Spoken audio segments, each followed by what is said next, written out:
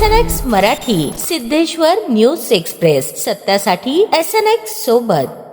आंतरराष्ट्रीय परिस्थितीमुळे निर्माण झालेल्या इंधन टंचाईचा फटका आता स्थानिक पातळीवर जाणवू लागला असून सोलापूर शहरातील LPG गॅसवर चालणाऱ्या सुमारे 500हून अधिक रिक्षा, कार तसेच काही मालवाहतूक वाहने बंद पडल्याची माहिती समोर आली आहे। पुढील किमान 5 ते 6 दिवस गॅसचा पुरवठा होण्याची शक्यता कमी असल्याचे संकेत आहेत।